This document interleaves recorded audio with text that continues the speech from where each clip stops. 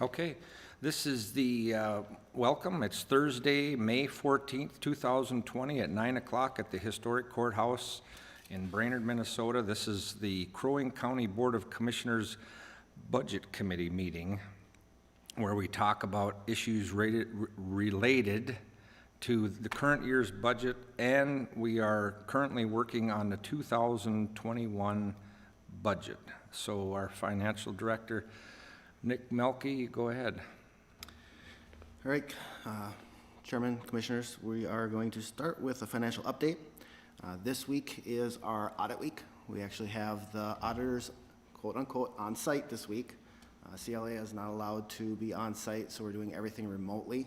It does create some unique challenges because there's a lot of things they like to sit over your shoulder and actually watch you do. Obviously, they can't do that, so we are actually utilizing Teams and other systems similar to that to try and do those walkthroughs with them.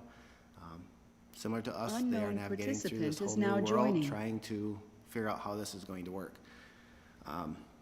So far, we have a pretty good audit going. Everything's on track. We'll probably end up with at least one comment written. This relates directly to a new GASB statement, GASB 84, that has to do with how we count agency funds, which were technically outside of the county, how we recognize those. Some of those actually will come into our financials going forward. And because of that whole switchover, there are actions that we don't have to do for an agency fund, but we do for us. So it makes us have to restate some things, and there is one area that we have a pretty significant variance because of the way it has been done in the past versus the new way that GASB is requiring us to go down. So it's something we can't even really control, but because it is something that is a variance, they will note it in our audit. Before you go on to that, I've got a couple questions for you specifically. Okay, I got your email. Well, we all got your email. And it says, Commissioners, I wanted to provide you with an advanced copy of my proposed budget message for 2021 cycle. So is this something new that we're doing? I guess I've never seen every year a budget message. Wouldn't that budget message come from the board? I mean, this is our budget. It certainly could, Mr. Chairman. In the 12 years I've been here, it never has. Okay. It's an introduction to the process, to the people who are going to do the budget, and so it has always come from the finance director. Okay. And you have seen it every year in the budget committee. Okay. Well, my memory's not as good as it used to be, so then another question I've had, and I know that I've asked this multiple times. When we talk about 3% wage inflation, I always have asked about health care benefits, and I've always been told that that is all included in there. I'm positive of that. But when I read your message, you say finance will be including an 8% increase in health care insurance to continue with the 3% countywide wage increase based on the county-wide averages of the performance-based pay. So is it not the way I think I've been told? Our average is around 3% with both of those included. We've, over the past few years, included the statement about what we anticipate for an increase in healthcare because we did have some years where that was a significant increase. So that impacted that overall number. It ended up being greater than 3% total, but our average has been around 3%. We do have 8% in there for healthcare this year. We don't anticipate it will actually be there. That is the trending that Blue Cross Blue Shield has sent to us. Based on what we know so far, they're about 50% of their actual spend that they would expect through this point. So it's very possible that our healthcare will come in at 0 or maybe even possibly a negative, and that will get us to stay at that 3% or a little bit below. But we trend right around 3% overall on the average year over year. Okay, we're gonna have to flush this out a little more because I guess I'm still confused. May I? Yes, please. Okay. They are two different percents, but they are on two very different base numbers. So total wages, just salaries alone, is a base of about $36 million. That's the 3% on that. The 8% applies to a base that is probably 6, 8? 6 to 8, somewhere in there. And so it's a higher percent, but it's on a lower number. And so when we meld the two together, the salaries carries more weight when you put them together. And so that's where we get to, just salaries alone is around 3%. And if we have bad experience on health insurance, it'll tilt it maybe up to 4. Even if we had a 10% increase in health insurance, it'll only weight it up by an additional percent. If we have a really good year with health insurance, then it'll lag it down a percent. Does that help? Well, kind of, but I still say, I've always asked this question, and you know this, that I've asked, I said, what is the total wage inflation? When I say wage inflation, I mean everything So do I. in. So do Pardon? I. Me too. And it's in there, Yep. okay? Now, we should probably, if we were going to talk about this, we should probably try to clarify our terms more. We could talk about total salaries. Right, We could talk about total health insurance. And then when I use the term total wage inflation, I mean exactly what you're saying. okay, because if somebody from the public saw that email and said 3% plus 8%, 11% increase? No. And it's sort of like, okay, we could have a 10% increase in paper clips, but you can't take the 10% and add it to the 8% and add it to the 3%. It's 10% on a $100 base. Okay. Does that make sense? Well, okay, so you're telling me that I've been told in the past is when we look at wage inflation, that is with everything all in. That's what I mean. Okay, all right, That good. includes sick time and vacation time and everything? All the benefits. Okay. Okay, We just state it differently in the letter because this is going to internal staff to help guide them in their decision-making as they go through the budget. And okay, so when the sheriff's department's putting their budget together, then they'll use, are they going to, before we know what that, are they gonna put their budget together using that number, but not knowing what the ultimate number will be? yes, Okay. and we'll Okay, so- adjust that as we learn what that number gets to be later in the year. To be honest with you, 8%, we've had a couple of months where people really haven't been able to go to the doctors. We ought to have a pretty decent experience rating from 2020, don't you think? And so an 8% increase, I would be pressing our insurance carriers to say, huh? What's Yeah. up with that? We should do better than 8%, I'm hoping. Of course, I could be wrong about that. So when the different departments put their budget together, they're plugging in what you're telling them in this letter? Not Pardon? on wages. What? Not on wages. No, Wages are on completed. healthcare, I'm talking about healthcare. Not on that either, because that all falls into the wages category. That is all handled by central finance. Finance does it for them. Yeah. Oh, It's part of their calculations, that it's on their budget documents Built in. already. when they okay, start working. all right. But that is the assumption that they are working under. But then when we get, when do we find out what our number will be for healthcare? Anywhere from June to August, depending on when When Resource Resource Planning gets it to gets us. us the information. Right. We've been pestering them pretty hard the last month, trying to get an answer out of them, and they haven't really guided us anywhere yet. Yeah. And last year, what happened, I think it was last year, maybe the year before, time just goes together, but we had gone down to the meeting on one day. It was Tammy and Jason and I all went down there. Not a word about an increase. Then we get back here and the next day, 19%. So another question for either one of you. So, I'm probably sound like a broken record, but I can't stress enough how important it is that government is led by people that are elected. And the elected people are the ones that set this budget. So, I know in years past, I think you knew, Tim Hool knew where the board wanted to go, or at least a majority of the board, as far as our levy increase. So But nobody asks me anymore, what number do we think we want to be at? Are we going to be at 4% levy increase, 8%, 25%? So how are you, I mean, are you, either you or Nick, are you instructing the different departments, gee, I think this is what the board's goal is?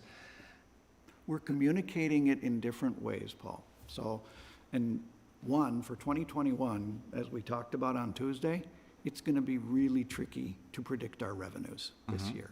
And a lot of where our levy is going to end up will be a function of what the heck happens with those revenues.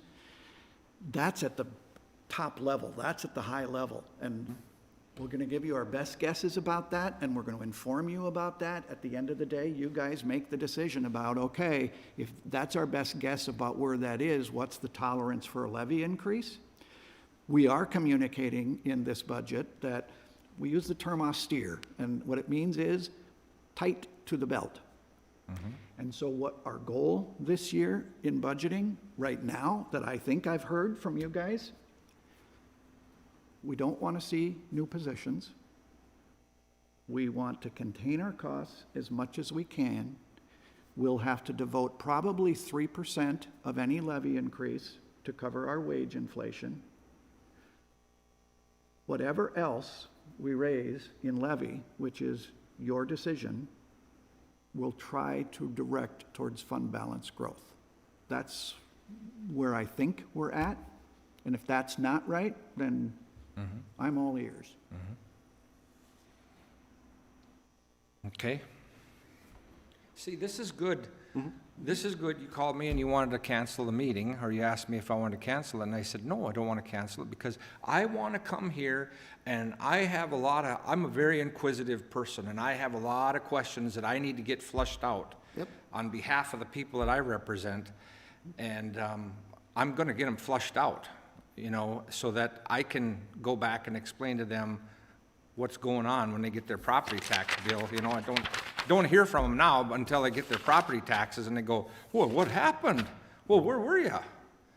So. Paul, you always ask good questions. Well, I'm trying to do a good job while I'm here and do the job that I'm supposed to be doing. I've told you that before. Yes.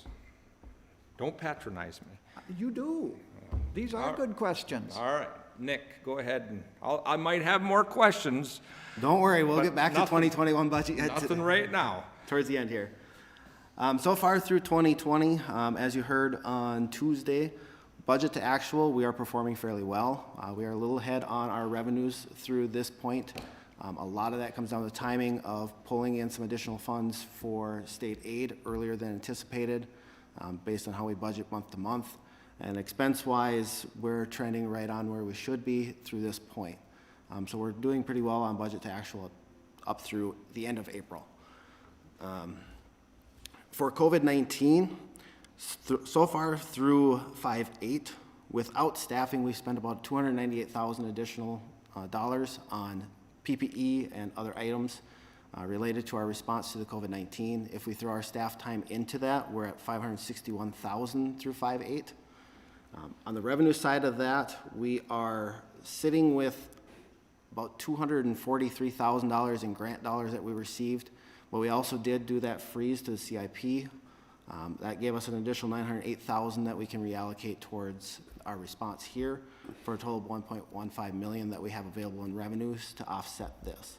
That doesn't include any FEMA, that doesn't include the state actually pushing some of that CARES funding down to us, because we don't know what we're going to get from that, and we honestly don't have any insight into what we can expect from either one of those. I do. You do? Yep. Perfect. And just to finish your statement, though, his numbers also don't reflect predicted losses in revenue. We know we're pretty confident in telling you we're going to lose at least $250,000 in revenue out of the jail. We also, I think, are predicting, but we don't know by how much, we're going to lose sales tax revenue. I think it's also a risk that we may see reductions in gas tax revenue. And so it's not so much on the expense side, I think, where we have all this uncertainty. I think it's more on the revenue side. Is that accurate? Yes, that's where we were gonna go next. So the numbers are bigger than on the loss side or the cost side than what he's got. That's the known stuff. We still have a lot of unknown stuff. That's the stuff that's worrying me. I do have a little in the CARES Act. Is this appropriate time? This is an appropriate time. Okay. Can I, This- another question on it, before you move on, this two, you said 296 on COVID-related things, you said PPE.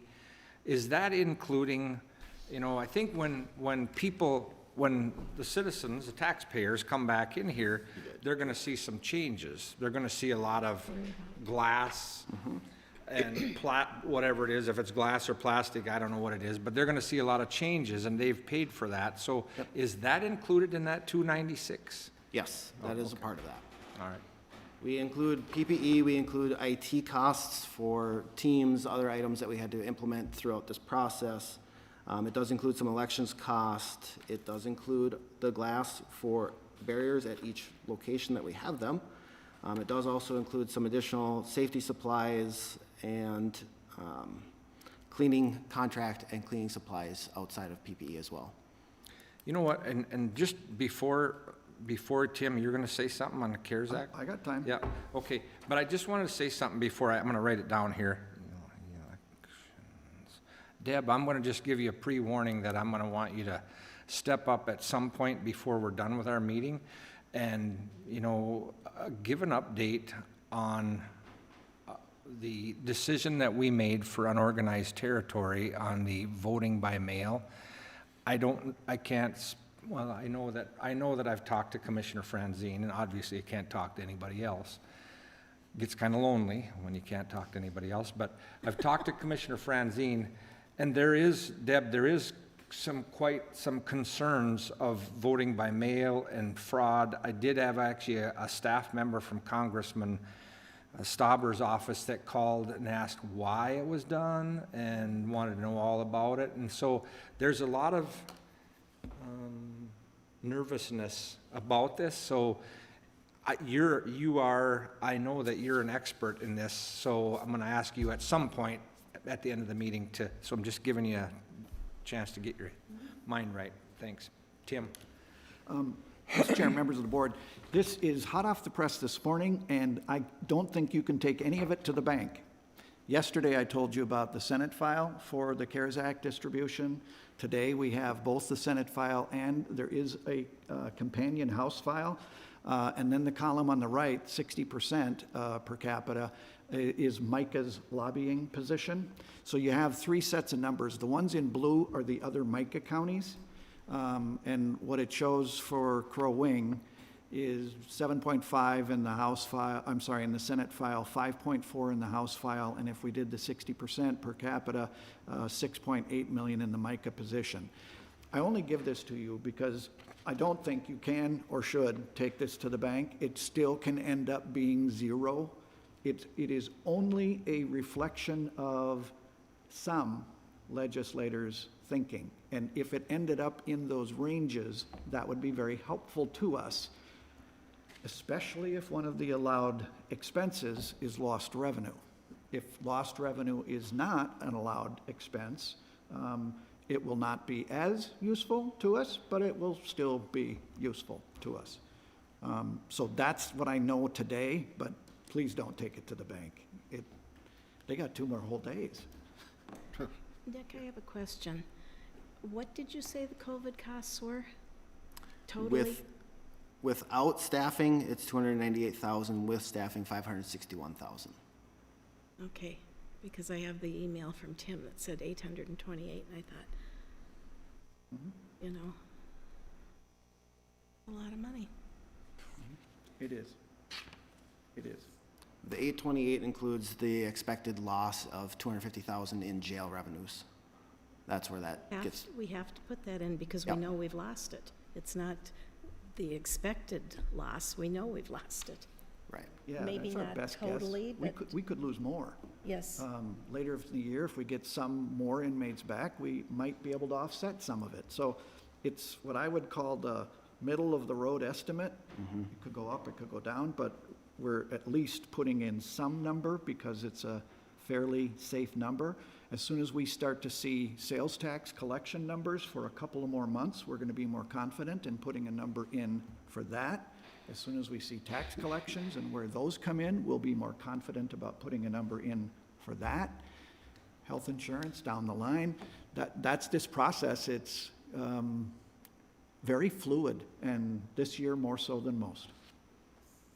Because the last sales tax that we got was not as bad as I expected.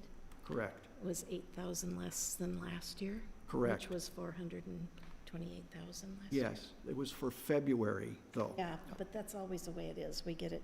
February is always low, and so I don't think it's an accurate indication of the COVID impacts yet. That's real possible. Commissioner Barrows. Mr. Chair, thank you. Tim, the lag time on some of this is going to be impacted because the CARES Act will expire technically on December 30th, correct? So we could incur some expenses / revenue loss after that period, but it was impacted during that period that we couldn't recognize at that time. So have you heard of anything that might be addressing furtherance down the calendar year of 2021 to offset some of those expenses that we might not know about or recognize until after December 30th? There is always that risk. I don't foresee anything on the horizon today. We saw what I would call a flurry of expenses associated with COVID to begin with, and you've gotten now the last couple of weeks reports, and it's not moving by very much anymore. And so I think it was our preparation efforts, but I think they have largely stabilized. That's not to say we won't have any additional expenses, but they're not occurring at the same rate. And so I think when we look at the Federal CARES Act funds, for instance, the House file says at least 18% of the funds must be spent on emergency financial support to individuals or economic support for businesses. So if that money came, one of the tools in our toolbox might be some form of a property tax abatement. That would be very helpful in our community as well. And so I don't know what the limits would be on that funding, but that number is higher than what our own expenses are likely to be. I think it provides opportunities for you guys to consider what kinds of additional relief the community might need. I'm even nervous telling you that because we might get nothing. I don't know what's going to be in the bill, you know, and so we're going to have to deal with whatever actually occurs. And right now, it's so fluid, I wouldn't take anything to the bank. So everything I just told you may not come true. Thank you. So from a revenue perspective, the state of Minnesota Management and Budget, they sent out their updated biennium expectations. They went from a $1.3 billion surplus to a $2.4 billion deficit in the matter of a couple of months. They are anticipating that they will see real GDP decline by 5.4%. They think that will be over the next 3 quarters, and then that we'll see an actual rebound back in 2021. It will not get back to the trend line that we were on, but it will get fairly close. That will have an impact on us from the sales tax perspective. Right now, we're anticipating about an 18% decline in sales tax.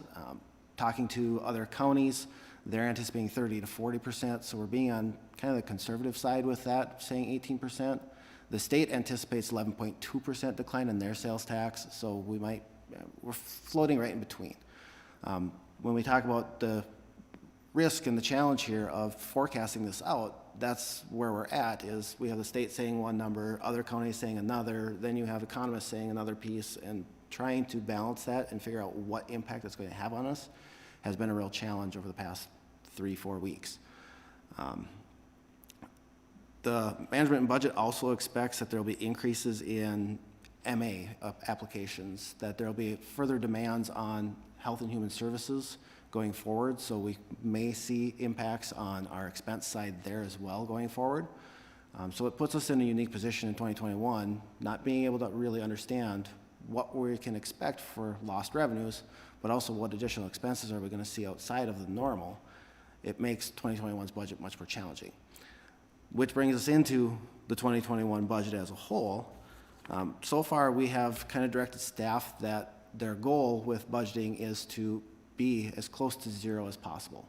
That we want to reserve any increase that we can get in levy to go towards either offsetting those additional expenses or lost revenues, or towards fund balance rebuilding. If you remember, 2 meetings ago, we talked about what our fund balances were at the end of 2019, and that we had many that were well below recommendations. We need to figure out how we can get that to move back towards those recommended levels. What the fund balance does for us at year end is allow us to cash flow our operations through July. We don't get any of our revenues, significant revenues from levy until July, so we have to have enough cash on hand at the end of the year to be able to float us all the way till we get those revenues in July. Another piece that we have that actually I should have covered a little bit earlier here, with tax collections through May 13th. Now, this is When you say tax collections, you mean property tax collections? property tax collections. What we've I'm actually, talking about sales tax. no, Okay. what we've seen so far through May 13th is we are about 2 million behind where we were last year at this point. Is that an indication of where we're going to end up or not? It's really hard to say. Last year, after this week, which last year's was the due date as well, we collected an additional 13 million the 2 weeks following that May 15th deadline. So it is possible that we will still see this catch up. We are quarantining mail for a day, so that might have an impact on this as well. But right now, we are about 2 million behind where we were last year at this point. So that was as of the 13th, but I know when I was over there a while ago, there's a great big box, and it's half full of envelopes that have not been processed yet. So I'm wondering that once all those get processed, And that's a normal process for them over there. They usually do have multiple bins of mail that they have to get through. They do Right. receive almost an entire bin every single day, if not more, of payments in. So it is normal for them to have a few extra bins sitting around that need to be processed yet at this point. and tomorrow is the 15th, correct? Yes. Nick, what is the total first half tax collection, do you know? Ooh, not off the top of my head. So what I Last would year. say is, that's first I've heard of the number too. And So it- when you say total for tax collection, are you, when you say 2 million, you're talking about just the county, like, This is overall. Last is year, overall. last year, first half, we collected 53.6 million. And this includes townships, cities, school districts, and us. Only about a third of this is the county's portion. And I wanted to be able to put that into some percent. Where are we at relative to last year? And then, so 2 million would be about a 4% behind last year's, Right. which I think because of the reasons that you were talking about, there is more mail processing this year than there has been in years past. That is bulk processed. That's not as bad as it could be. And I think it is a cause to watch, but I am actually glad that it's only 2, if that makes sense. Just for context, last year, in what would be coming this week and next week, the week of the due date plus the week after the due date, we collected $13 million over those 2 weeks alone. So, Deb, step up to the mic so that people, I looked and there's a couple people watching, so I Where do want you them to see be able to that? hear it. Where do you see where they're watching? Whoops. so the collection weeks that we've been looking at across every collection period here, the next 2 weeks, which is the week of the due date, the week of the 15th, plus the week after, which encompasses all the payments that are posted with that May 15th due date postmark, we collected $13 million, almost $14 million last year. So when somebody's, if it's postmarked the 15th, it might take a while it might take, If a person puts it in the mailbox tomorrow on May 15th and it gets a May 15th postmark, it's 3 days before it even gets back to Brainerd. okay. And it could be 4 or 5 or 6 days before it And gets so then before it processed. gets processed, it Okay. could still be Makes sense. another week or so. Okay, perfect, thank you.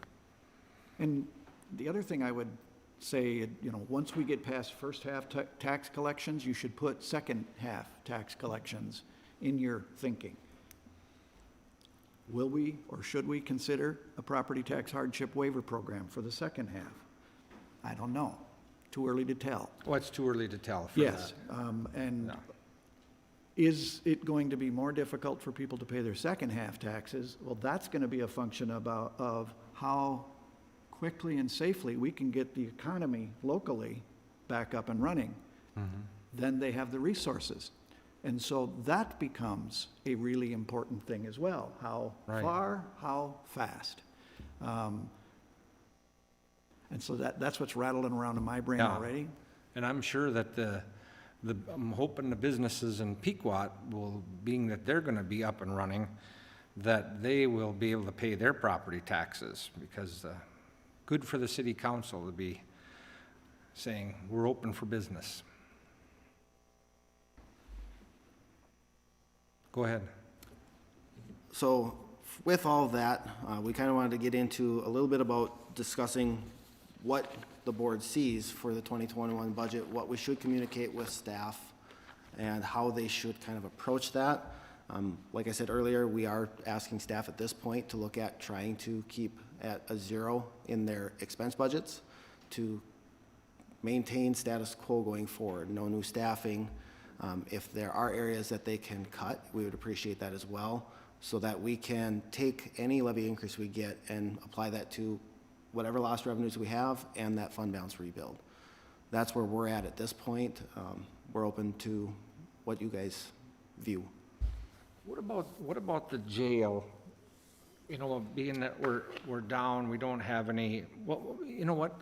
Can you tell us how many, if there's any, do we have any DOC prisoners there? Or do you know? Can you step up to the mic? Yeah, as of last Tuesday, we were at, let's see here. I emailed Nick these numbers here last week too. We averaged 29 for the month of April. We budgeted for 45. March we were at 31 as well too. As of, last Tuesday we're at 28 DOC inmates. And from talking to Heath, he doesn't think that we're gonna be losing them too quickly, just for the fact that I think they're trying to keep everybody where they're Not at. moving them around? But Yeah. it all depends on how quick they get released as well too. And then what's the per diem per day that Crow Wing County receives from the department? 5750. What is it? 5750 per day. So on a monthly basis per individual, if they're there for 30 days, I think it's right around 1750, something like that. Just a ballpark figure. So. And then do we have to, does Crow Wing County, obviously, I would assume that we provide the meals at that price. Yes. And Yep. then what about their health care? If they need health care or anything, I would assume that we're not paying for that. Yeah, that We're getting is, reimbursed? that would be a question that I would have to get back to you on. I But believe you're I do correct. believe, Pardon me, Tim? You're correct. Yeah, We do not yep. pay the health care for DOC inmates. I Right. think the state covers that. If you wouldn't mind just checking into that and send Yep. us an email, I guess I'd like to know. Yeah. But I'm assuming that why would we, I know that when I see the bills, from the jail, that they do have everybody separated out as far as Cass County, any other counties that we have too.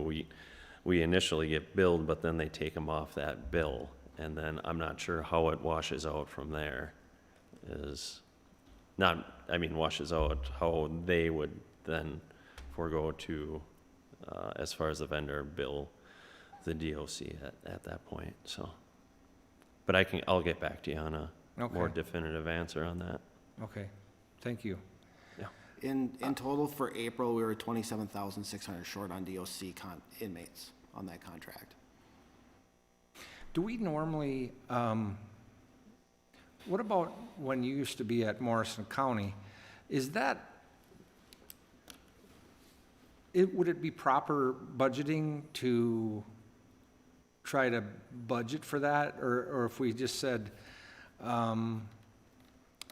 if we have let's say we put our budget together and we don't budget for that, and we have room, and then we accept them, it's over and above the budget, or that would not be proper budgeting, or what, I mean, or how?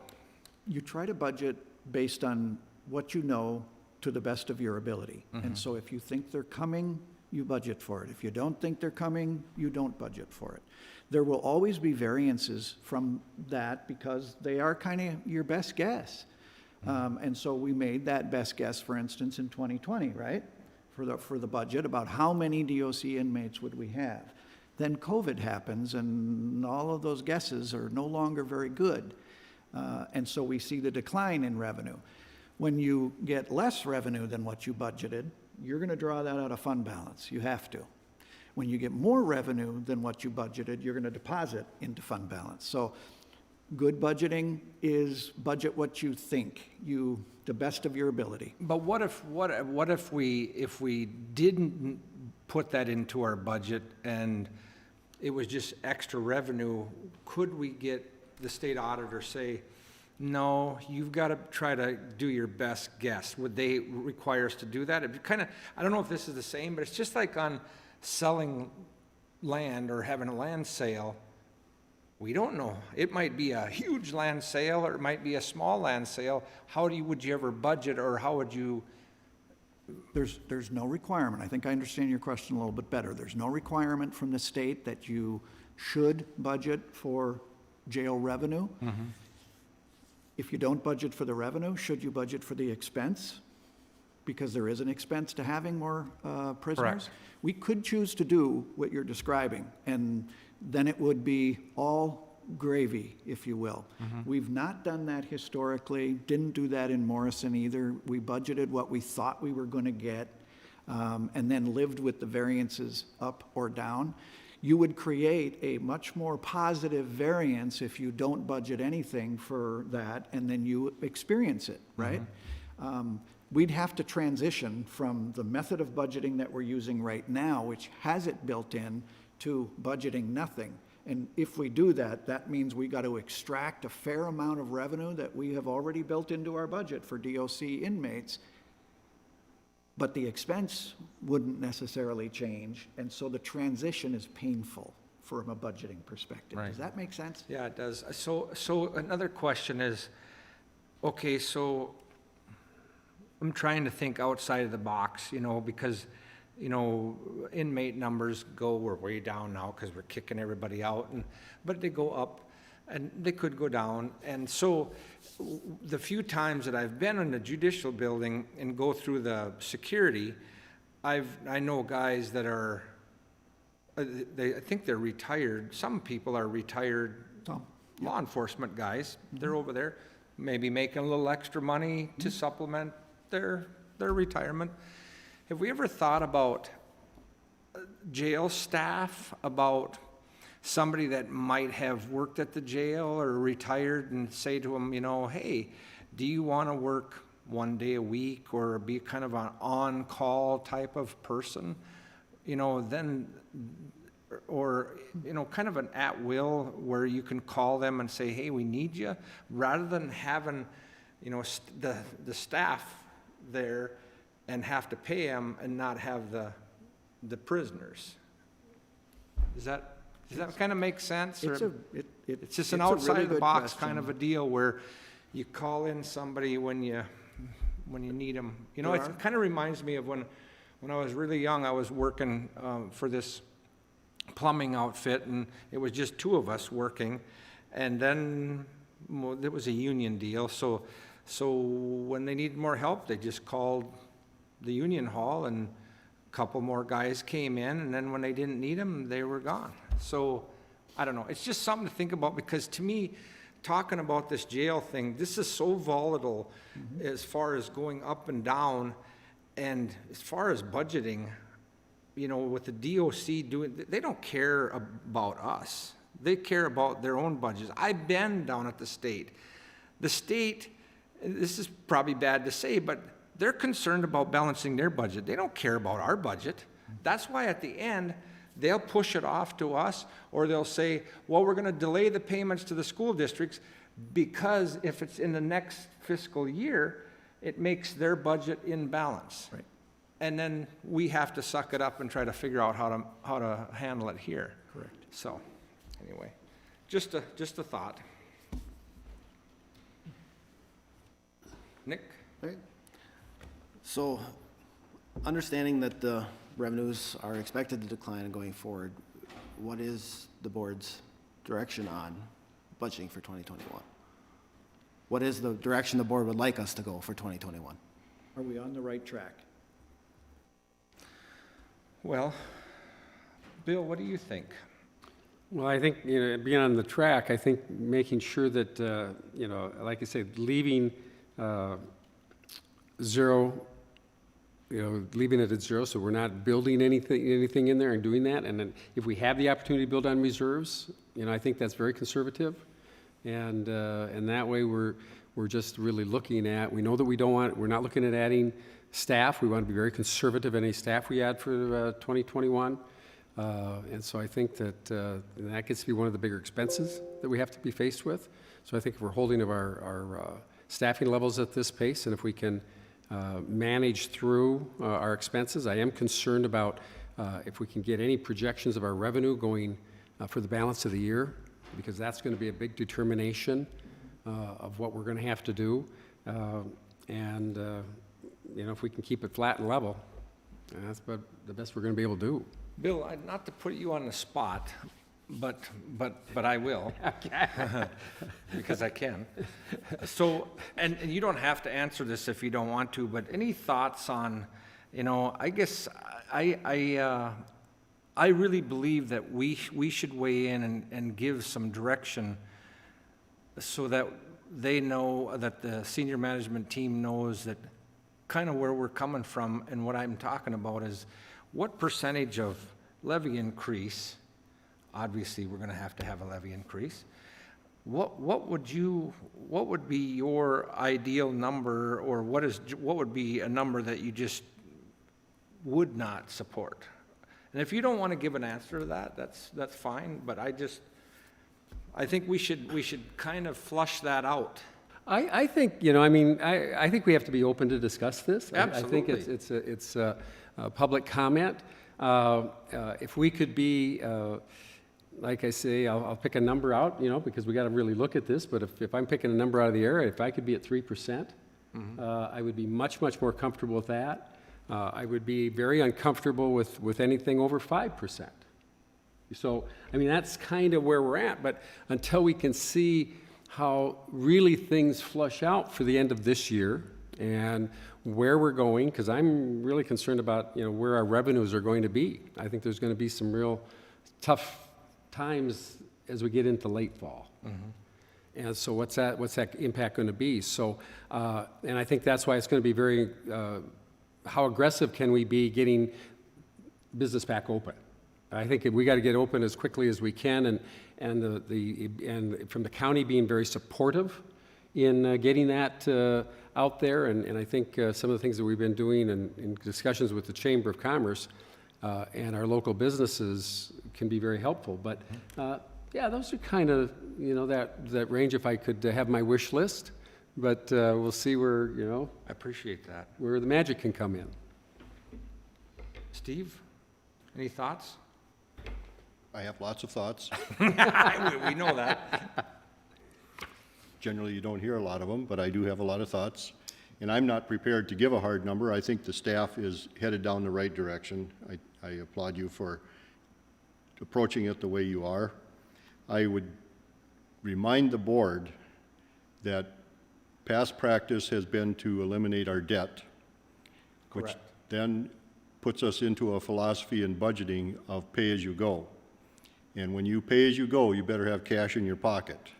So to the staff's point, to Tim's point, that we need to increase our fund balances, We need to remember that as we go through this process. And I'm not sure a 3% increases our fund balances.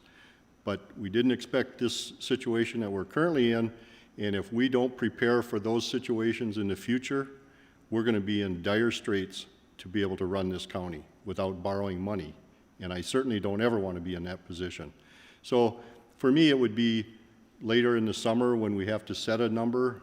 What is it, September, when we have to set our, September 15th. so at that point, then I would have enough information where I believe then we would set a number that we won't go over. Yeah. We Well, can certainly go we've under got to that set that preliminary levy, which we could set it high. We can't go any higher, but we Right. can go lower Correct. when it comes to December. But we'll have a lot more information come September Right. when we do have to set that number. So I would be comfortable at that point, but not, well, I'm not sure I'll ever be comfortable with what number we set, but I'll be more comfortable with more information. Let's put it that way. Thank you. Yeah, well, I appreciate that. Well, you know me, I was here for the 8 years when we had 0. That would be perfect for me, but I know it's not possible. So you've said we have to have 3. That's a good number. I'd rather have 0, but I know it's not, we're not able to do that. I know that we set, we had 7. Mr. Chair? Go ahead, Bill. Well, and your spot is, where are you at with this? Yeah, I know. I was just going to say something. Don't put me on the spot. I like what you said, Bill. I like the 3 number, but I guess if it was 5, I would accept that. I know it was almost 7 last year. It was 6, 9. No, well, it was 7. I don't know that I would support that unless the senior management team came and gave a great argument of, we're in dire situation. Then I'd have to hear it. But I like what Bill's got to say. Steve makes sense, and I would like to see Crow Wing County still be a pay-as-you-go. And I agree. I agree. We've got to have some reserves if you're going to do that. It's the same thing in your own life. If you're going to be a pay-as-you-go, you can't be paycheck to paycheck, because it isn't going to work. Good Lord, had another great, exciting thought and just forgot all about it, so. Write them down as they Yeah, come to you. I know. I know it. This is why I think these meetings are important. It doesn't matter to me if this meeting only lasts 15 minutes. I just think that when we get together as elected people and we talk this out and flush it out, because I wish I could call each one of you on the phone, but apparently because of the open meeting law, I can't call you up and say, hey, Steve, what do you think? And hey, Bill, what do you think? And Rosemary, what do you think? So this is a good exercise, I think, to flush this out so that we can figure out where we want to be. And I know there's a lot of, I had a call from a resort over right on Mille Lacs Lake. And she said, Paul, I don't know what to do. She says, what am I going to do? She says, we got to open up. And I said, why? I said, I don't know exactly what to tell you. I told her to call the county attorney. I told her to call the sheriff, because I know that they've had discussions with BIR and North Central Speedway, and I don't know who else they've talked to, but,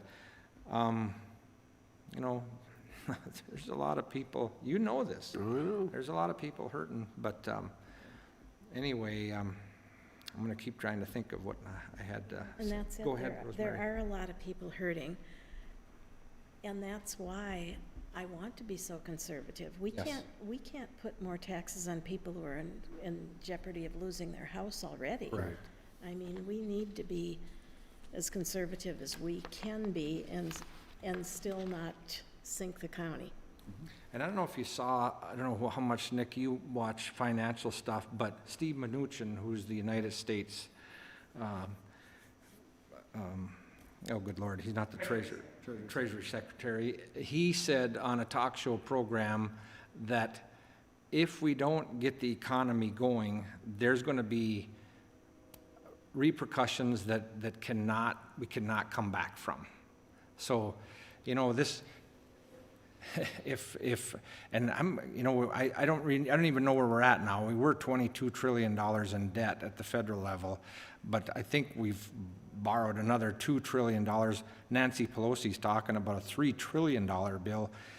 Pretty soon, all this is gonna come due, and I don't know. I mean, if there's not gonna be any, you know, I remember my grandma when she was alive and talking about the Great Depression. I mean, they didn't even have dirt to eat. I mean, it was, Her last name wasn't Jones, was it? no, it wasn't. This was my grandmother. Okay, all right. Yeah, my grandmother was born in 1898, so she, and I don't know if I told you this, but, and I don't know if this was the 1918 pandemic, but my grandmother was married when she was really young. She had 2 kids, and I think I told you this before. Her husband died, and her 2 kids died. She lost her first family. Wow. Then she grew up, her last name was Lauji. If you ever heard of Lauji Lake, that's where she grew up, right up there. And she was working at the Coring Meat Market, which is a sanitary meat market over here in Northeast Brainerd. And my grandfather, my dad's dad, was working there, and that's where they met. And I've got letters that my grandfather wrote to my grandmother, and he courted her. They got married, had 10 kids. So can you imagine what she went through? Lost her husband and her 2 kids, got married again, had 10 kids, went through the Great Depression. You know, so I've heard stories, you know. So anyway, Nick, what else? I'm kind of off on the rails, but it makes me feel good. So.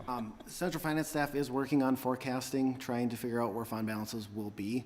Obviously, that's a moving target from day to day, so we're trying to get something that will be realistic, that will show you what levy increases, what impacts that will have on expenses and revenues and everything else, to give us an idea of how long it'll take us to rebuild the fund balances and do that. I think I'm on version probably 15 or 16 at this point, so I'm trying to get something that's realistic for you to look at. As soon as we have that available, we will send that to all of you so you have a little bit insight what we're seeing. But until I can nail down some of those future projections. And I did remember what I was going to say is, I was going to comment, because you were talking about the sales tax and the revenues coming in. I would say that I'm less worried about that because, you know, I know that Tim Bray has always held up the Bible and promises that he's made over a 5-year plan of saying, you know, we're going to do your road in 2022 and 2023. I think people will understand if we have to delay a project for 1 year because the sales tax revenues are not coming in. It's not going to be the end of the world. I will tell you, in the last several years, there's been a lot of roads that are fixed. I just went in your district in Lake Edward, and I went by, looked down 13, and 13 is going to be really nice when it's done. I mean, they got it all tore up. So if things are delayed there, the only thing I worry about is operations here and running the operation, sheriff's department, jail, you know, and making sure we're plowing the roads and taking care of our assets, you know, and I'm less worried about if we have to delay a project. I don't think that's going to be the end of the world, so that's my comment on that. So, any questions from anybody else? No, but there are some road projects that can't be delayed because of the fact that they have federal funding coming to us for that specific year, and that's what's going on with 13. Right. But I think that if the sales tax dollars are not coming in. The ones that are on our plan that we've Right, put on, we can. and that's what I'm Yeah. getting at, yes. There are a portion of the local option sales tax that does go to state aid projects and to federal projects that would be much more difficult for us to delay because we're getting the state aid revenue. The other thing with local option sales tax too is because it is a steady stream of revenue, it does help us with our cash flow through that June period when our low is. So any impact there will impact if we go negative or what happens with our cash flow as well. So see, that gets another question is, when you always talk about restricted funds, like the restricted funds at the landfill, or the sales tax money is a restricted fund. I thought we weren't able to touch that money, that we can't use that, and you just said that we use it for cash flow. I don't, We can't, on the books, use that money for anything outside of what it's designated for. Correct. All that money gets pooled into a central bank account for the county as a whole. So as long as we have cash available to us in the bank account, we can continue operations. It's all a bookkeeping side where we can't use that funding. So at the end of the year, that fund or those dollars have to be allocated to their specific restricted areas. And we have to show that we aren't spending that money every single year on things not related to that. once a year, but if it's Right. in the bank. Which we on the gotta- books, we are always showing that we are not spending that money on anything outside of its restricted areas. And then think about the sales tax, that's a revolving, constantly moving kind of restricted fund, and so it's flowing all the time. The solid waste fund tends to be for long-term care of landfill cells after they're closed. And so that's a much more static restricted fund. It doesn't go up, it doesn't go down, and so that money is off in investments. It's not liquid. Okay. That entire dollar amount for the solid waste is invested in a long-term trust. Okay. Any questions? Steve? Not about that. You were going to address Debbie on the voting. Yes. Deb, can you just give us an update? And I guess, you know, this is related to the Budget Committee because this has budget implications too, so I think it's Unknown appropriate we can participant talk is about now that here. exiting. And then, can you just reassure people that this voting by mail, and just explain it, because I think at least the calls that have you got, Rosemary, I know you've gotten calls. Steve, have you got any? Got a couple emails. Yeah, and Bill, I don't know if Wait you've a got. minute, couple yeah. emails. So just kind of give us the rundown, Deb, if Yep. you would. Thanks. Mr. Chair and Commissioners, I'm going to start by saying that there are other townships who have chosen to move to mail balloting for 2020. In fact, some of them met up until Tuesday night. Tuesday was the last day, 90 days prior to the primary election, was the last day for a municipality to decide if they wanted to move to mail balloting or make any changes to their mail balloting plan. So far, we've been notified that the following townships are also moving to mail ballot for 2020 elections only, similar to what we did with the unorganized territory. Bay Lake Township, Center Township, Fairfield Township, Irondale Township, Lake Edward Township, Long Lake Township, Oak Lawn, and Wolford.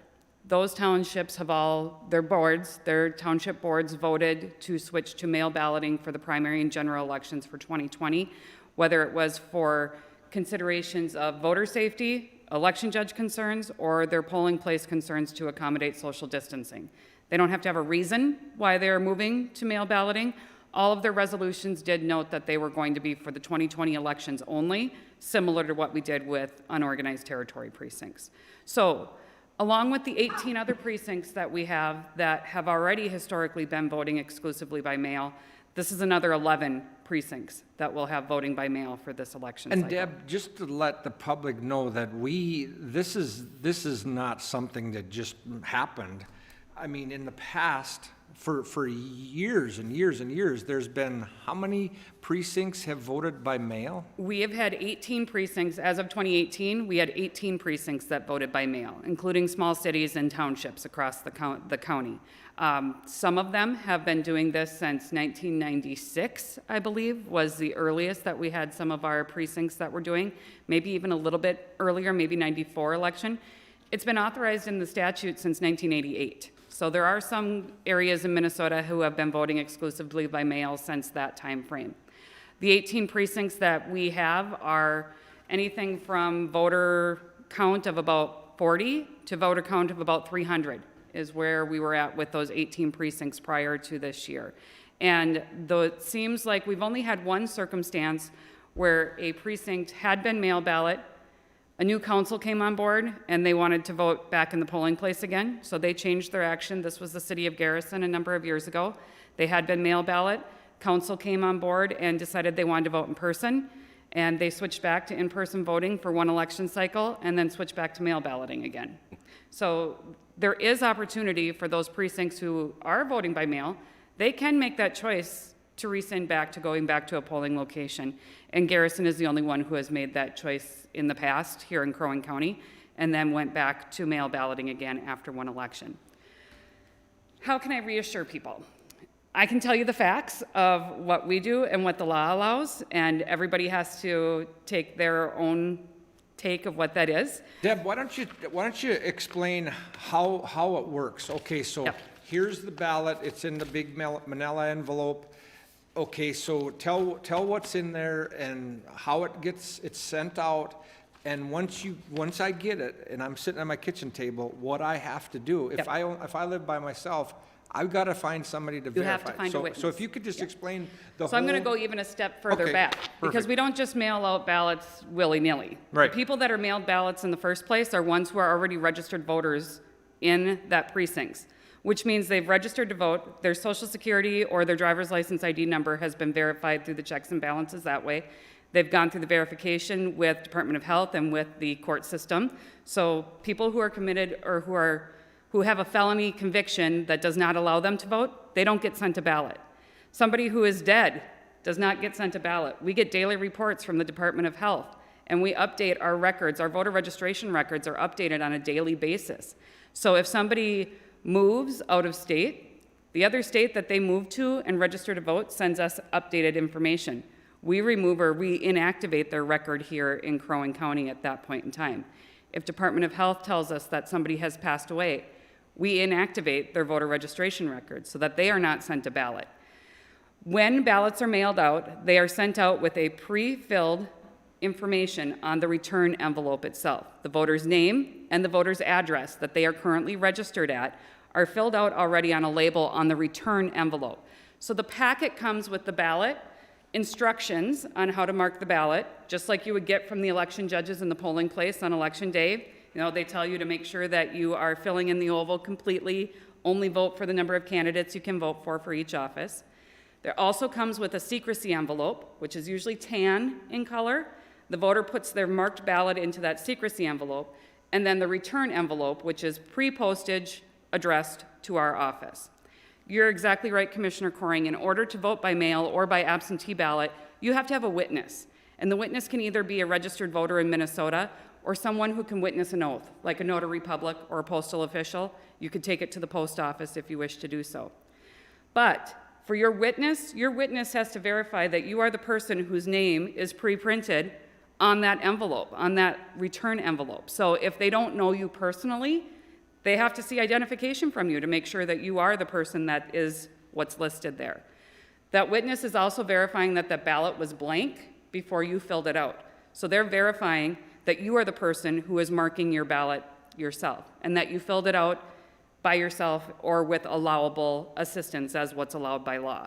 So the witness has an oath that they are signing and attesting to as well. So when the voter receives their ballot packet and they have their witness, the voter marks their ballot. They place the ballot into the secrecy envelope so nobody sees how they mark their ballot.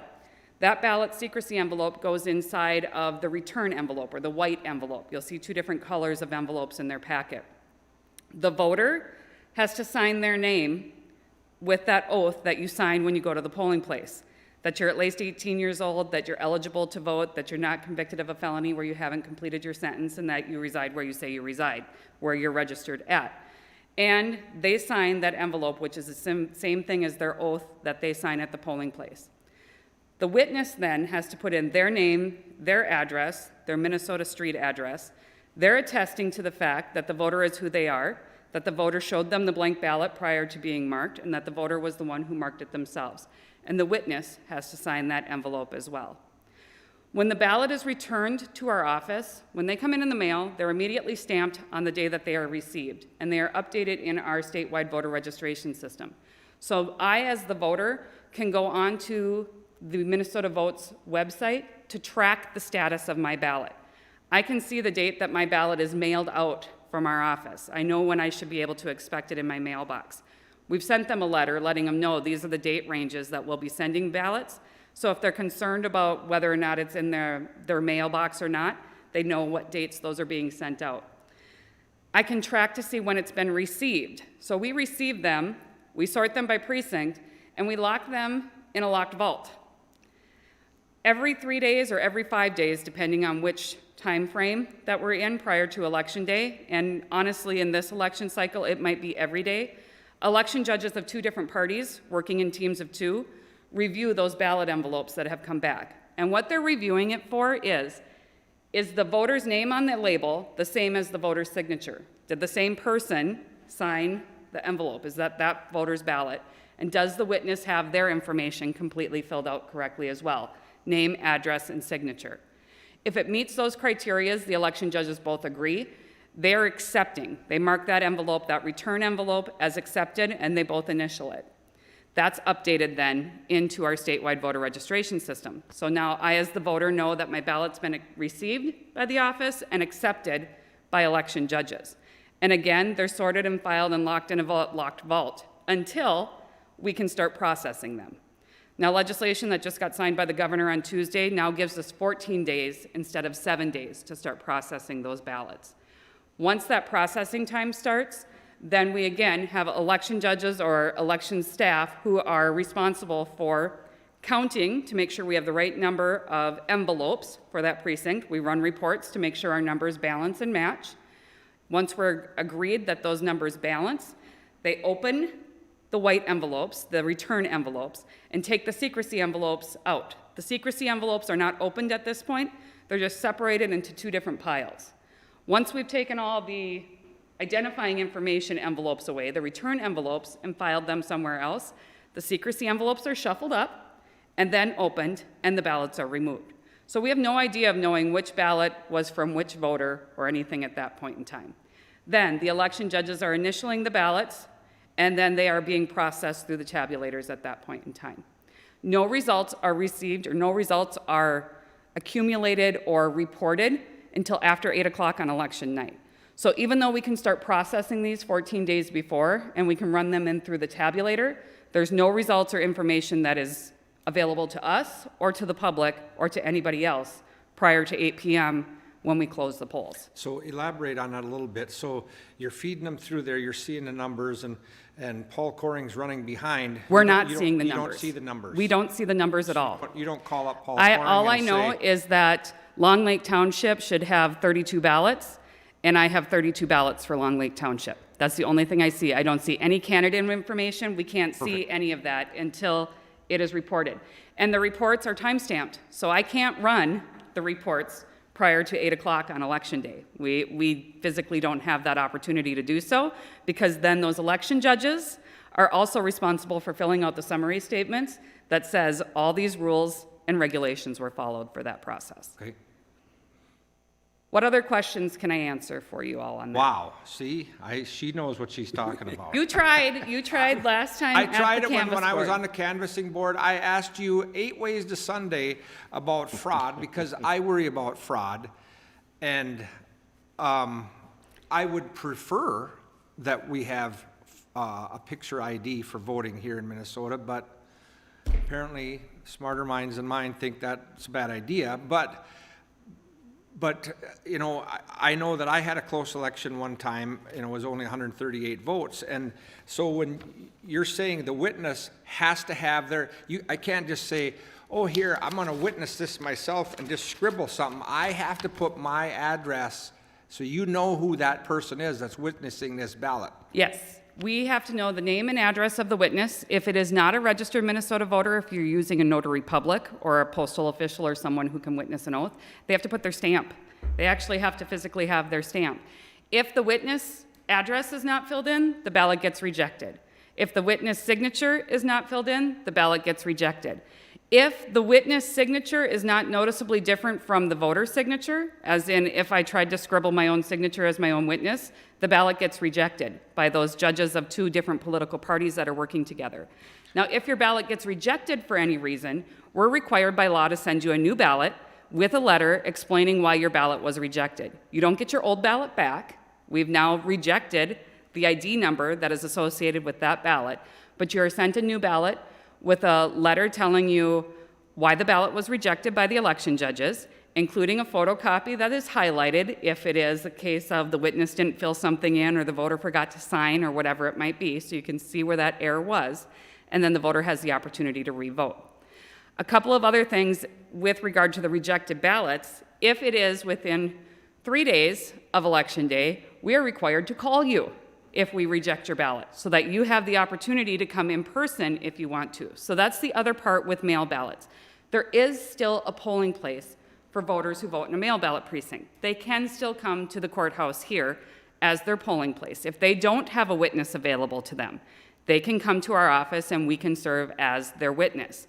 If they bring a mail ballot in and they want to re-vote it, we will spoil the ballot that they brought in. If they've already marked it and bring it in all sealed up and want us to be their witness, we will not witness it for them. We will spoil that ballot. We will give them a new blank ballot that we, as the witness, are seeing as a blank ballot and allow them to vote it and cast it at that point. The other piece that goes along with the mail ballot situation is that there are, I want people to know that there are checks and balances that are in this process all the way through. So when we talk about that, we're running reports. We have a number of reports that we run on a daily basis. The ability to make sure that if I'm supposed to have 50 ballots for this precinct, that I only have 50 ballots for this precinct, or that I do have 50 ballots for this precinct, is critical. So we are constantly, on a daily basis and several times throughout the day, making sure that our numbers match up to what they need to be. Okay, so I've got a hypothetical question. I So- love those. Yeah. So, okay, so let's say, you know Grandma Johnson, who I always bring up. Let's say I vote for too high of a levy increase. That was Jones. Well, Jones Johnson, close. It's a She got cousin. remarried. Okay, so let's say I vote for too high of a levy increase, and Grandma Johnson is mad at Paul Coring, and Grandma Johnson runs against me. And it's getting down, it's election day, and Grandma Johnson has 100 votes, and Paul Coring has 100 votes, and it's a tie, and let's say Grandpa Johnson comes in, he didn't send his ballot in, he's gonna come in, and it's election night, and he comes running in the door, and it's 5 minutes after 8 with his ballot. What do you do with that ballot? If it's 5 minutes after 8 when he comes in, the ballot is rejected. Polls close at 8 p.m., and we do not accept any ballots here after 8 o'clock. Now, After 8 if o'clock. Grandpa Jones is in line waiting to hand his ballot in at the counter, just like he would be in the polling place if Yeah. he was in line at 8:05, or if he's in line at 8 o'clock, 8 o'clock. he can hand his ballot in. Okay. But if he doesn't get through the courthouse doors and in line before 8 o'clock, the ballot is not counted. So if I'm sitting there and I got my foot out, then if he's trying to get to the counter. That would not be very smart of you. That's However, I just will a- say, Just being, here's the other thing I will say, regardless if you're voting in person or through the mail, you will not know that it's 100 to 100 prior to 8 o'clock on election day. So Good. you would not know that you and Grandma Johnson are neck and and neck nobody, at that point in nobody time. knows that. Nobody knows any results prior to 8 p.m. on election day. Okay, and I want to point out too that you said that there are two people, one identifies themselves as a Republican, and one identifies themselves as a Democrat, and they're both. One identifies with one political party and one identifies with another political party. Correct. Remember, there are 4 major parties in Minnesota now. Yeah. So it doesn't necessarily mean that they're a Republican and a Democrat. You might have a Republican and a Legal Marijuana Now party, or you might have a Republican and a Democrat, or you might have a Democrat and a grassroots legalized cannabis party. You know, there are 4 major parties, but judges who are working the absentee ballot board must declare a political party preference. So while there is an opportunity for you to work in the polling place as an unaffiliated judge, you don't have to declare a political party preference to work in a polling place, as long as we have that balance of other voters, or of other judges, who are declaring party. Working with the absentee process, they have to declare a political party for that, and they have to be matched up in opposite These parties. people aren't staff people working for Crow Some and of them County. are staff people working. When we get to the opening and processing and feeding through the equipment, Nick and his team, you want to know how you get really good results with election accuracy from making sure we have 50 ballots and 50 ballots is you put finance people who are really good attention to Yeah. detail as part of that. However, the ones who are doing the accepting and rejecting are election judges of two different political parties. And I would just point out too, that the reason why the county board, who is the township board for unorganized territory, why we made that decision is because of this crazy coronavirus stuff. And the polling places were uncertain whether or not they wanted the public in there. That's one reason, correct? We did receive notice from polling places we heard from 2 of our 3 polling places for our unorganized territory that they were okay with us being there. However, we were going to need to make modifications for the polling place at the red precinct. Yes. And then, as people know, a lot of our election judges are retired people, and a lot of them, Deb, were uncomfortable being an election judge this year, so we are struggling to find worker bees Yes. to even conduct an election, Yes. correct? That is correct. Okay. Okay, Rosemary? one thing that has been posed to me by a constituent is, what if you get your ballot in the mail and you mail it back in, and then you come up and try to vote? Is there any possibility that you can double vote? So when I talk about the fact that there is a ballot ID that is assigned with each one, if I'm such a control freak, but there is a ballot ID assigned with every record that is within our statewide voter registration system. So if you live in the blue precinct and you are mailed a ballot, that ballot has a ballot record ID. If you come into the courthouse and you say you want to vote, the first thing you have to do is fill out an application. Even if you're a mail ballot voter and you come to the courthouse, you may be required to fill out an application if you want to vote in person here through that process. The application, or even if we look you up to spoil your other ballot, is already going to tell us that you have returned your ballot and you cannot vote again in person. If it is before the 14 days and it's in accepted status, and it's before the 14 days, they could say, well, I changed my mind. I want to Unknown vote for somebody participant different is than now what I cast exiting. my ballot for. There is an affidavit that they can sign that would spoil that ballot. We physically would take that ballot out of our locked vault. It would be spoiled, it would be rejected and spoiled, and then they could be issued another ballot. 1 vote per person, 1 ballot that is accepted per person. After that 14 days, they cannot make any changes at that point in time. That clawback period goes away. And I will tell you, the clawback issue, we have had 1, maybe 2 circumstances that somebody's ever asked to claw back their ballot because they changed their mind. And it was with a local race that occurred in a precinct. Thank you. We do have some FAQs about mail balloting, some of these same things that I talked about, and I think I provided all of you with a copy of those FAQs that we had posted. It's posted on our website, it's on our social media channels. We will be providing it also to the press so we can get some publication around that to help people understand what the mail ballot process looks like and how those safeguards are in place. And that's there for people to have if they have questions also. Okay, I've got another one that's gonna throw you for a loop. Bring it. This is Okay. the one. Huh? This is the one you This got. is the Never one. thrown her I'm gonna yet. throw you for a loop now, okay. So I know for some reason, we got a new mail person down where I live, and sometimes it takes a long, somebody was sending me a check. They mailed it from Brainerd on May 1st. And I didn't get it till the 5th, 5 days. Mm-hmm. Okay, so let's go back to what I said about. Yep. I'm running, 805? Grandma Yep. Johnson is running, it's 100 to 100, and somebody else has mailed in their ballot, and it's postmarked 3 days before the election, but we don't get it here delivered until a day after the election. What are you gonna do, Deb? That ballot is rejected.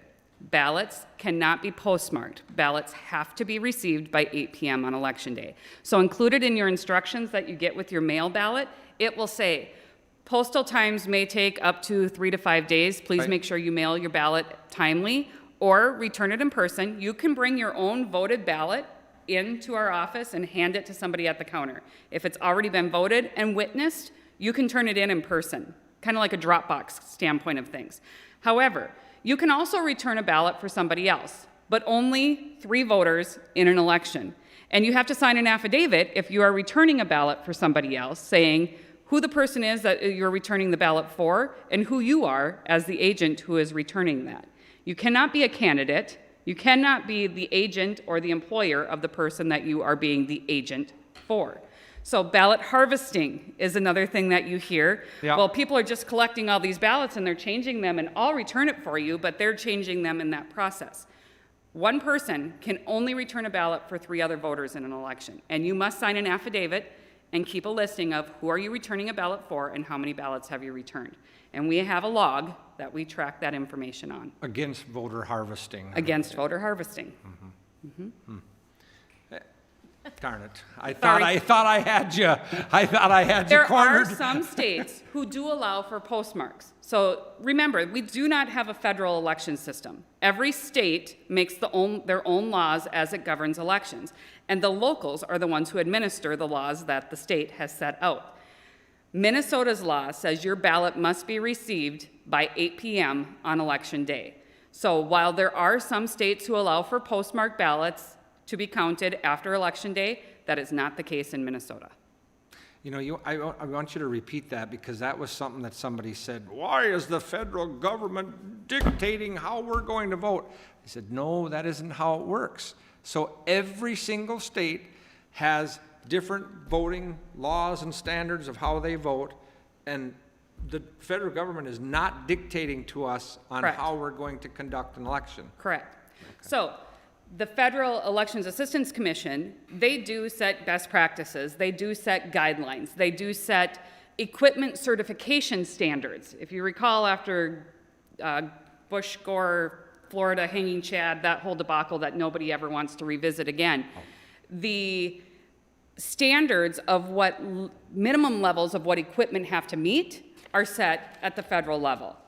But the states also have to do their own state certification of equipment. So while there are some states that allow for touchscreen voting, Minnesota does not allow for touchscreen voting. We use a paper ballot that is filled out and tabulated with paper ballots, so that we also have that paper trail, if you will, that by law, we are required to go back after Election Day and count 2 precincts by hand to make sure that those ballots were counted, that the machines counted the ballots the way that they were marked.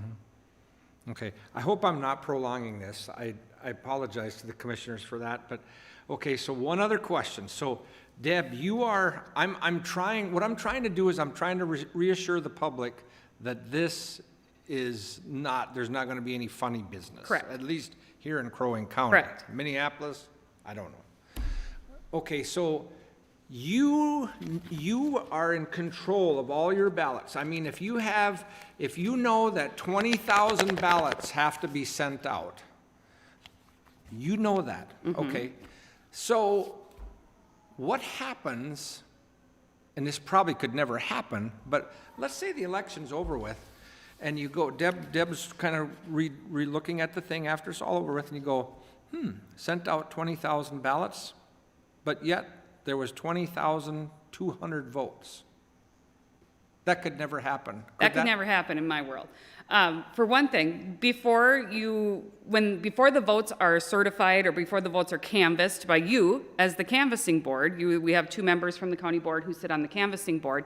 And in our case, when the election judges from the polling locations bring their materials back on election day, there's a certification that I send when I send out the ballots. I sent you 2,000 ballots. Right. That's signed off by me. 2 judges have to sign off on that morning. When they open those ballots, they have to count to make sure that they had 2,000 ballots. That's what they got from me.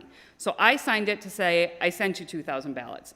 They're signing it to say, we got 2,000 ballots. At the end of the night, those judges, again, even in the polling places, they're working in different political parties. We have party balance in those polling places. They're certifying 2,000 ballots are coming back. And then the machine is sitting there, and you've got 2,000 ballots, and you have to put it in there right away. You put it in there, and there's 1,600 ballots that go in there. They have to account for those other 400 ballots. It isn't in somebody's trunk It's somewhere. not in somebody's trunk, and I'll come back to that.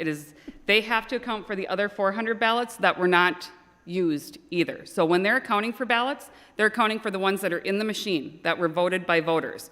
They're counting for the ones that are in the spoiled ballot envelope. If a voter makes a mistake in a polling place and asks for a new ballot, they're provided a new one, that one is spoiled. They have to count the number of ballots that are in there. They have to count individually the number of ballots that are in the pack on the table that they haven't handed out yet on election night. And they have to account for the ones that they never opened that are still in the plastic wrap. They have to account for all of those. When they check in on the second floor, when they come here, we do not upload their results until our staff verifies that, number one, they did their math right, because let's face it, they started at 5:30 in the morning and it's now 10:30 at night. That is a long day. And what's the easiest thing to do when you're at the end of a long day? 2 stinking ballots stick together and your count comes off. And we don't like counts to be off, so if your number is not exactly 2,000 sent out, 2,000 returned when you come back, we're gonna find out why it's not, and the election judges are gonna be here to help correct what that issue is. So one more question, and then I'm done. Okay, so you've been doing this for a long time, and I've tried to stump you in the past, but apparently I can't. Is there anything that you think Crow Wing County or the state of Minnesota is doing wrong, or we could do different to ensure that the voters are confident of the outcome of an election? Do you think that, I just don't, the way you've explained it to me at the canvassing board and here, I just don't know how somebody, I think the voter ID thing is a good idea, where you have to see a picture ID, but I just don't know where the fraud could happen. Do you think there's any way that there could be fraudulent stuff happening? I think that there is, first of all, that Minnesota is one of the gold standards across the country as far as how we run our elections. Having that paper ballot, having that trail, that whole process, the chain of command of what we do with as far as chain of custody for how things are in and out, we have very, very good best practices that have been honed through decades of work under secretaries who are both Republicans and Democrats. So it really makes no difference who's in control, if you will, from that standpoint. I think our local officials do a great job of trying to make sure that we are practicing consistent practices across the state. That's one of the things our county groups have worked on, is making sure that we are trying to make sure that the voter experience in Crow Wing County is the same as the voter experience in Hennepin County and Lake of the Woods County. You are a Minnesota voter, you should have the same rights to that. I think there's always room for improvement. We have some technology that allows for real-time connectivity in the polling place on election day. Right now, we're taking all the records out of the statewide voter registration system, downloading them onto the iPads and sending them out to the polling place. Part of our safeguard is they cannot be connected to the internet on election day. That is a safeguard that is there. However, another safeguard that is in place could also be, if they were connected, I would know if Steve Barrows went into Baxter City Hall and then went to the city of Brainerd to do election day registration. Because we do have election day registration, people do have that opportunity to vote on election day. While that might fix some of those issues on election day, those issues are very, very few, if any, that we ever find across the state. So I know I promised that was the last question, but another question came up. Okay, so you got to reiterate that you are not connected to the internet. Correct. When so nobody can, the Russians or the Bulgaria, nobody can hack in and change the results. So correct. You get the results over here, and then when this is not connected to the internet. Correct. And then you get those results and you come in here, you go into the Jinx Ferrari room, then you put those results in and send them to the Secretary of State at that point, correct? So I get the results that come on a little thumb drive from the polling locations. They come on a flash card, a SD card. I put them into a different computer that I can accumulate all of that results and create the file to send to the Secretary of State's office. That computer doesn't even have the ability to connect to the internet. It has been completely hardened that computer that's accumulating all those results has no connectivity at all.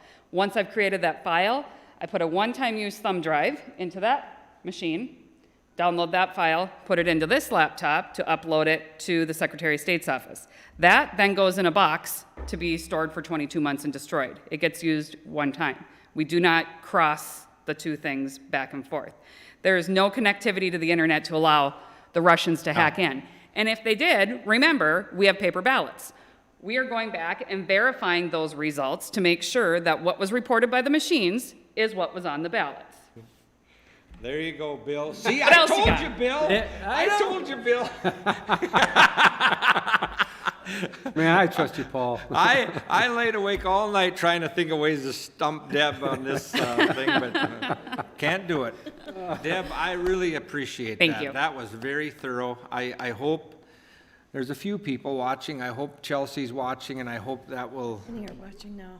yeah, I'm hoping they'll put a story in there, because I just want the voters to be assured that the decision that this board made is, we're confident. I'm confident, you know. So, anyway, anything else budget-wise? Anything else county commissioner-wise? I'm good. Good to go. Okay, very good meeting. Meeting's adjourned.